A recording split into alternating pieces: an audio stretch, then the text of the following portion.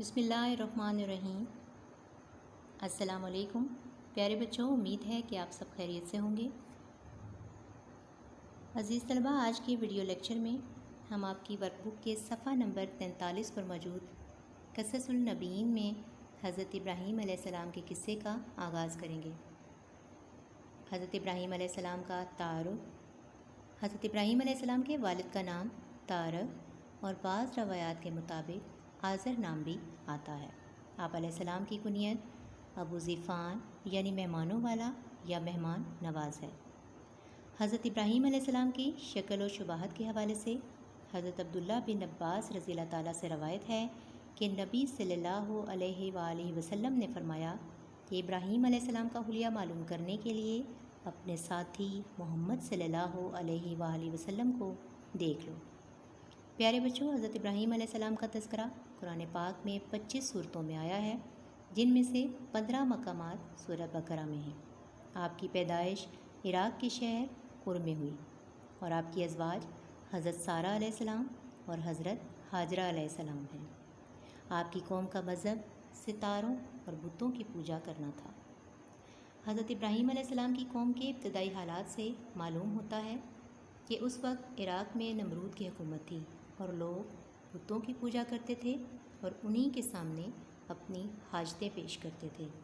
حضرت ابراہیم علیہ السلام کے خاندان میں آپ کی پہلی بیوی کا نام حضرت سارہ علیہ السلام تھا، جن کے بیٹے حضرت اسحاق علیہ السلام تھے، اور آپ کی دوسری بیوی کا نام حضرت ہاجرہ علیہ السلام تھا، جن کے بیٹے حضرت اسماعیل علیہ السلام تھے۔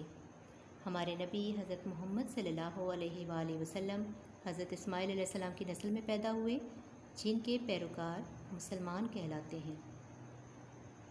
حضرت ابراہیم علیہ السلام اپنی قوم کی بت پرستی سے سخت بیزار تھے۔ آپ علیہ السلام نے قوم کو توحید کی دعوت دی، لیکن انہوں نے اپنے آباء و اجداد کے مذہب کو چھوڑنے سے انکار کر دیا۔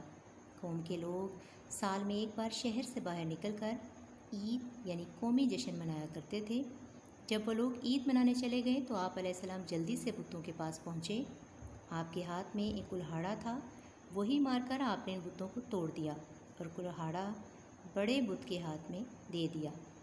ابراہیم علیہ السلام سے جب لوگوں نے اس معاملے کے بارے میں پوچھا تو آپ علیہ السلام نے لوگوں سے کہا کہ اس بڑے بت سے پوچھیں۔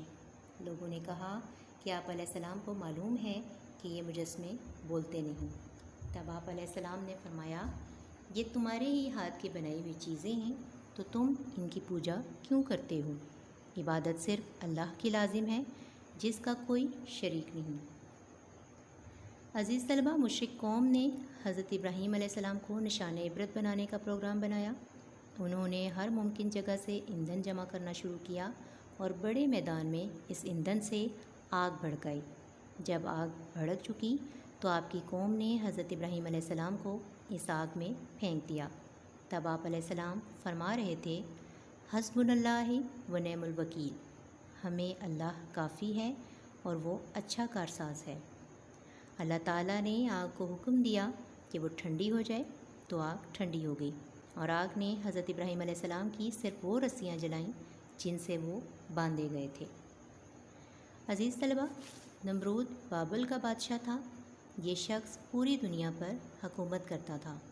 حضرت ابراہیم علیہ السلام نے جب اسے توحید کی دعوت دی تو اس نے انکار کر دیا۔ اس نے اپنے رب ہونے کا دعویٰ کیا۔ نمرود کی موت ایک مچھر کی وجہ سے ہوئی۔ ایک مچھر نمرود کی ناک میں داخل ہوا تو اللہ تعالیٰ نے اس کے ذریعے ایک لمبے عرصے کے لیے نمرود کو عذاب میں مبتلا رکھا۔ اس کو سکون دینے کے لیے اس کے سر پر جوتے مارے جاتے تھے، حتیٰ کہ وہ اللہ کے حکم سے ہلاک ہو گیا۔ اللہ تعالیٰ نے حضرت ابراہیم علیہ السلام کو 86 سال کی عمر میں حضرت اسماعیل علیہ السلام عطا کیے۔ اللہ نے آپ علیہ السلام کو حکم دیا کہ اپنے بیٹے اور اس کی ماں کو ایک غیر آباد علاقے یعنی مکہ مکرمہ میں چھوڑ دیں، تو حضرت ابراہیم علیہ السلام نے اللہ کے حکم کی تعمیل کی۔ اللہ تعالیٰ نے ان دونوں کو مشکل سے نجات دی اور انہیں وہاں سے رزق دیا جہاں سے وہ سوچ بھی نہیں سکتے تھے۔ اس کے بعد اللہ تعالیٰ نے حضرت ابراہیم علیہ السلام پر ایک اور آزمائش اتاری کہ وہ اپنے اکلوتے بیٹے حضرت اسماعیل علیہ السلام کو اللہ کی راہ میں قربان کر دیں۔ حضرت ابراہیم علیہ السلام نے اللہ کا یہ حکم اپنے بیٹے کو سنایا تو حضرت ابراہیم علیہ السلام نے جب یہ حکم سنایا تو حضرت اسماعیل علیہ السلام فوراً تیار ہو گئے۔ آپ علیہ السلام نے اللہ کا حکم پورا کیا، لیکن اللہ تعالیٰ نے بچے کے بجائے دمبے کی قربانی کا حکم دیا جو جنت سے آیا تھا۔